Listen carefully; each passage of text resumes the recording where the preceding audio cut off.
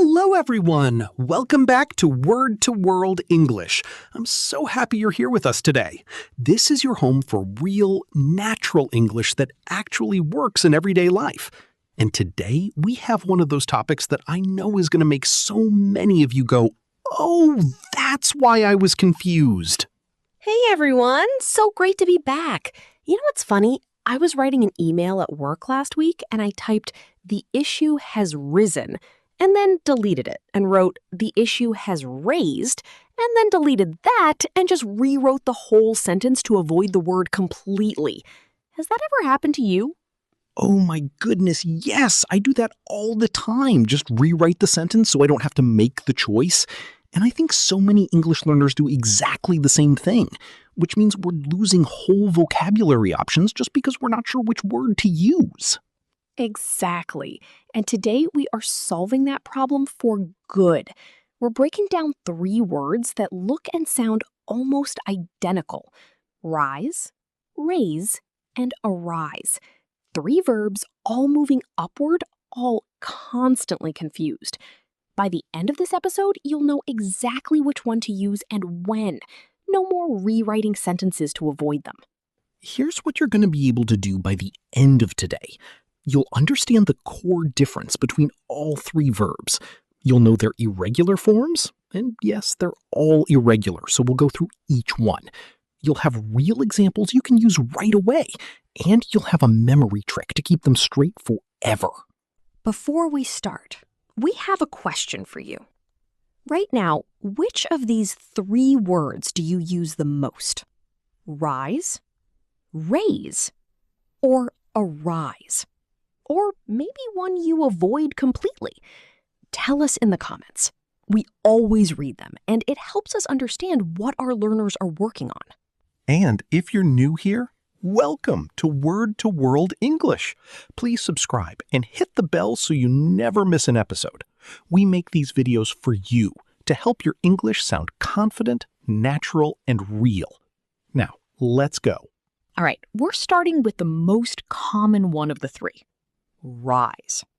This one shows up absolutely everywhere in English, from the news to casual conversation, and once you understand it, the others will click into place much faster. Okay, let's talk about rise. The single most important thing to understand about rise is this. It is an intransitive verb. Now, I know that sounds technical, but all it means is rise does not take an object. Nothing and nobody causes it. Things rise on their own. The movement happens by itself. The structure is simply subject plus rise. That's it. No object needed. The sun rises, prices are rising, the water rose quickly, the balloon rose into the sky. In every single one of those examples, the thing is moving upward on its own. Nothing is pushing it, nothing is lifting it, it just goes up by itself. And here's the irregular forms, because rise is not regular. Rise, rose, risen. Present, the sun rises every morning. Past, the sun rose at 6 o'clock today. Past participle, the sun has risen. Write those down. Rise, rose, risen, because they come up constantly, and mixing them up is one of the most common mistakes. Let me give you really natural, everyday examples. The temperature rises in summer. Nobody causes the temperature to go up, it goes up on its own. Her voice rose when she got excited. She didn't make her voice go up consciously, it just happened. Unemployment has risen this year. No single person caused it, it happened as a result of many factors. Rise also has some really beautiful fixed expressions that native speakers use all the time. Rise and shine. That's what you say to wake someone up in the morning. The early bird catches the worm. Rise early. She rose to the occasion. This is a really common idiom, meaning someone performed well under pressure. He rose through the ranks, meaning he got promoted, moved up in his career. Oh, and give rise to is such a useful phrase. It means to cause something or lead to something. The new policy gave rise to a lot of confusion. Social media has given rise to new forms of communication. This phrase is everywhere in formal and academic English, so it's really worth knowing. Let's talk about what rise does not do. Rise never has a direct object after it. You never rise something. You can never say, she rose the flag, or he rose his hand. As soon as there's an object, something being moved, you need raise.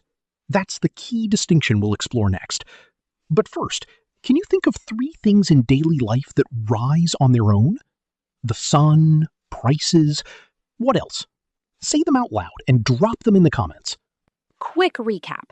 Rise means to move upward without any external force or cause. It never takes an object. The irregular forms are rise, rose, risen. And it appears in everyday idioms like rise to the occasion, give rise to, and rise through the ranks. Now, let's meet raise, which is the action version of going up. All right, here's where the contrast becomes really clear. If rise is about things going up on their own, raise is the complete opposite. Raise means you cause something to go up. There is always a person or force doing the action, and there is always an object, the thing being lifted or increased. The structure is subject plus raise plus object. Always. You raise something. She raises her hand. They raised the flag.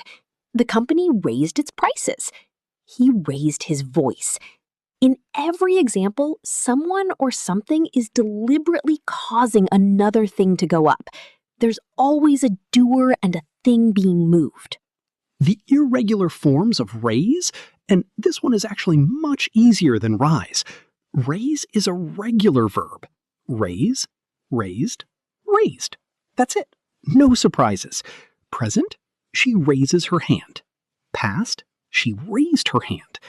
Past participle, she has raised her hand many times.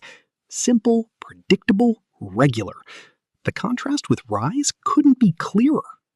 Let me give you really practical daily examples. Can you raise the volume? You're asking someone to deliberately turn it up. They raised the minimum wage. A decision was made to increase it. She raised 3 children on her own. Wait, this is a different use. Raise also means to bring up a child. He was raised in a small town. This is very common in everyday English. Oh yes, that's such an important use. And there's more. Raise a question, raise an issue, raise a concern. These are huge in professional and academic English. I'd like to raise a concern about the budget. She raised an interesting point in the meeting. He raised the issue of safety. In all of these, you're bringing something up, introducing it into the conversation. Let's do a quick dialogue to show raise in action. Imagine we're in a classroom. I say, if you know the answer, please raise your hand. And then a student raises their hand and says, I have a question. I'd like to raise something. And the teacher says, go ahead, raise your concern. See how raise is everywhere in one simple scene? Here's your 3-part tip for raise. First, raise always needs an object. If there's no object after it, something is wrong. Second, raise can mean to lift physically, to increase a number or amount, to bring up a child, or to introduce a topic. 4 meanings, 1 word. Third, the past tense is simply raised, completely regular, no surprises. Here's a practice for you. Can you write a sentence using raise in each of its 4 meanings? Lift something, increase something, bring up a child, introduce a topic. Write your 4 sentences in the comments. We'd love to read them, and it's brilliant practice for your brain. So the contrast is crystal clear now. Rise goes up on its own, no object. Raise, someone causes something to go up, always has an object. And the forms? Rise, rose, risen, irregular, versus raise, raised, raised, regular. 2 very different verbs that just happen to both involve upward movement. Now let's tackle the third one, a rise, which is the most formal and the most misunderstood of the three. Okay, a rise.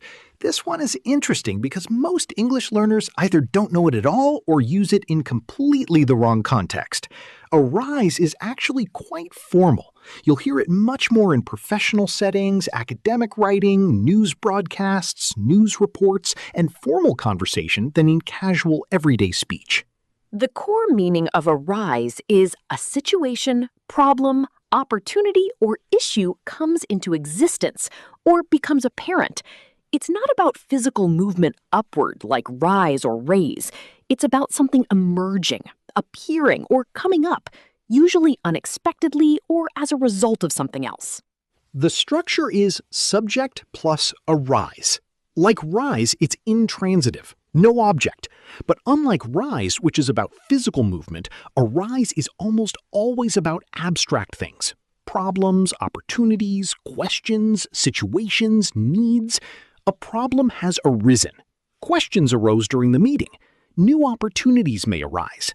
You'd never say the sun arose. That would be rise.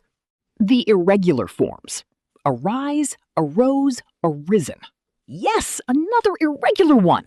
Present: problems arise every day. Past: a problem arose yesterday. Past participle: several issues have arisen. Notice how similar they look to rise, rose, risen? That's because arise and rise are historically related words. Arise is basically a more formal rise for abstract concepts. Real-life professional examples. Please contact us if any questions arise. This is on almost every formal email or document. The conflict arose from a misunderstanding, explaining the origin of a problem. Should the need arise, we'll call for help. A formal way of saying if it becomes necessary. New challenges have arisen since the policy changed. Very common in business and news English. Here's a great tip for naturalness. In casual conversation, most native speakers replace arise with come up. A problem came up. Some questions came up in the meeting. If anything comes up, let me know. Arise and come up are very close in meaning, but arise is formal and come up is casual. Knowing both makes you sound natural in any situation. Let's do a mini practice together. I'm going to say something formal using arise, and you turn it into casual English using come up. Ready? Several complications have arisen. Your casual version would be several complications have come up. Now you try. Should any issues arise? Say the casual version out loud before I tell you. If any issues come up, perfect. And one more. Opportunities may arise from this situation. Casual version? Some opportunities might come up from this. Did you get it? This swap between arise and come up is genuinely useful. It means you can sound formal in a presentation and casual with a friend using the same concept. Here's the memory trick for all three. Think of it as a ladder. At the bottom, arise. Something comes into existence, appears, emerges. It's the starting point. Then, rise. It moves upward on its own. And raise, someone picks it up and lifts it deliberately. Arise equals appears. Rise equals goes up alone. Raise equals lifted by someone. 3 steps on one ladder. I love that ladder image. Arise, rise, raise. Appearing, going up alone, being lifted. Let's lock that in with some common mistakes, because there are a few really predictable ones that learners make with these 3 words. All right, confession time again. I have personally made all of these mistakes at some point, and I'm guessing some of you have too. Let's go through them together so you know exactly what to watch out for. Mistake number 1, using raise without an object. People say, the prices raised last year, but the correct version is the prices rose last year. Here's why. Raise always needs something being raised. If there's no object, no thing being deliberately lifted, you need rise. Prices don't raise themselves. They rise on their own. The moment you want to say someone raised the prices, you'd say the company raised the prices. Then raise works perfectly because there's a doer and an object. Such a common one. And here's the test. Ask yourself, is there a thing being deliberately moved or increased? If yes, use raise. If no, use rise. The sun raised in the morning. Wrong. Nothing is lifting the sun deliberately. The sun rose in the morning. Correct. She raised her salary. Wait, did she deliberately increase it? Yes, so raise is right. But if it just happened by itself, her salary rose? No deliberate cause, so rise. Mistake number 2, mixing up the irregular forms. People say the costs have rose significantly, but the correct version is the costs have risen significantly. Remember, rise, rose, risen. The past participle is risen, not rose. Rose is only the simple past. Costs rose last year? Simple past, correct. Costs have risen this year? Present perfect with past participle, correct. Costs have rose? Never correct. Mistake number 3, using arise for physical movement. People sometimes say, she arose from the chair slowly. Technically, this is possible in very old-fashioned or literary English. You might see it in a novel from the 1800s.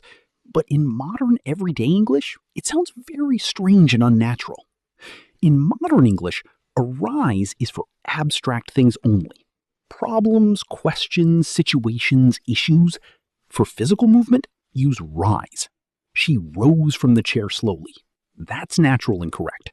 Mistake number 4, forgetting that raise can mean to bring up a topic. People sometimes avoid it in this meaning and say, I want to mention a point or I want to talk about something, when the natural professional phrase is simply, I'd like to raise a point. In meetings, presentations, and professional conversations, raise a question, raise an issue, raise a concern. These sound sharp, natural, and confident. Don't miss them. And you know what? Making these mistakes is just part of the process. Every fluent English speaker you've ever admired made every single one of these mistakes on their way to fluency. What matters is that you now understand why each mistake happens and how to fix it. That understanding is what builds lasting accuracy. You've got this. Quick practice for each mistake. For mistake 1, say, the temperature rose all week. For mistake 2, say, inflation has risen sharply this year. For mistake 3, say, she rose from her seat when her name was called. For mistake 4, say, I'd like to raise a concern about this plan. Go ahead, say each one out loud right now. It really does help. Time for our favorite part. Choose the correct sentence. I'll give you 2 options, and you say the correct one out loud before we tell you. Ready? Let's go! Situation 1. You're describing what happened to the cost of living this year. Option A, the cost of living has raised dramatically. Option B, the cost of living has risen dramatically. Option B, risen. The cost of living goes up on its own. No one is deliberately lifting it as an object. So we use rise, and in the present perfect, that's risen. Has raised would need an object, like the government has raised taxes, something someone deliberately increased. Situation 2. You're in a meeting and you want to talk about a safety issue. Option A, I'd like to raise a safety concern. Option B, I'd like to arise a safety concern. Option A, raise. Arise is intransitive. It never takes an object. You can't arise something. You raise an issue, raise a concern, raise a question. Arise is for when something comes up by itself. A safety concern has arisen. See how arise works without an object? Great distinction. Situation 3. You're explaining why a conflict happened. Option A, the conflict rose from poor communication. Option B, the conflict arose from poor communication.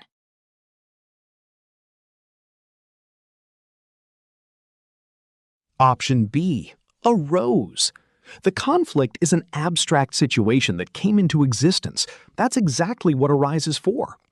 Arose from is a very natural phrase, meaning was caused by or developed because of. Rise is for physical or measurable things going upward. Arise is for abstract situations appearing. Situation 4. You're telling someone about your childhood. Option A, I was raised in a big city. Option B, I was risen in a big city.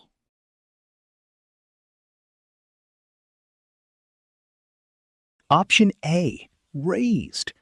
Be raised, meaning to grow up, to be brought up. This is raise in the passive form. I was raised by my grandmother. She was raised in Japan. He was raised to be kind. This is one of the most common uses of raise, and it only works with raise, never rise or arise. Now, your challenge. Write one sentence using each of the 3 verbs about something real in your life or your country. In my country, prices have risen. Or I was raised in. Or a new challenge has arisen. Drop your 3 sentences in the comments. And remember, a sentence you write and share is worth 10 sentences you think about but never say. Be brave. Try it. Real fluency isn't about getting every single word perfect. It's about communicating clearly and confidently. These 3 words give you precision and richness in your English. Use them. Even if you make a mistake at first, that's exactly how language learning works. Wow, we did it! We solved the triple confusion. Rise, raise, and arise, all in one episode. I am so genuinely proud of everyone who stayed with us the whole way through. This is not an easy topic, and you worked through every part of it. That is real, meaningful progress. Let's do a final recap of all 3. Number 1, rise. Intransitive, no object, things go up on their own. Irregular forms, rise, rose, risen. Used for physical movement, temperature, prices, emotions, anything that moves upward without a deliberate cause. Number 2, raise. Transitive. Always has an object. Someone causes something to go up.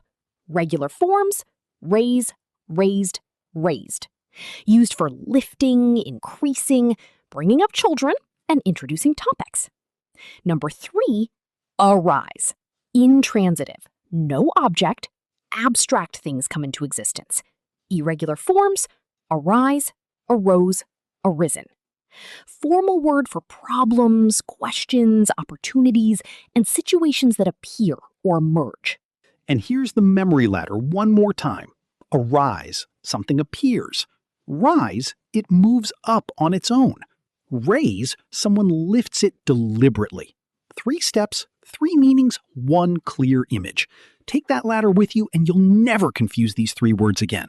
Here's your reflective question for today. Think about something in your life that has risen recently. Maybe a cost, a skill, your confidence in English. And think about something you've raised, a topic, a child, a concern at work. Can you describe both using today's vocabulary? Think about it, and if you'd like to share, we're right here in the comments. If this episode helped you, please give it a like. It genuinely helps more people find word-to-world English, and that means we can help even more learners just like you. Share it with someone who's learning English. Leave your 3 practice sentences in the comments, and subscribe to Word-to-World English. We're here every week with a new episode built around real, natural English. Thank you so much for being here with us today. Learning a language is one of the bravest, most rewarding things a person can do. And the fact that you show up episode after episode and keep going, that's something to be genuinely proud of. Keep rising, keep raising your English, and let no challenges arise that you can't handle. We'll see you next time.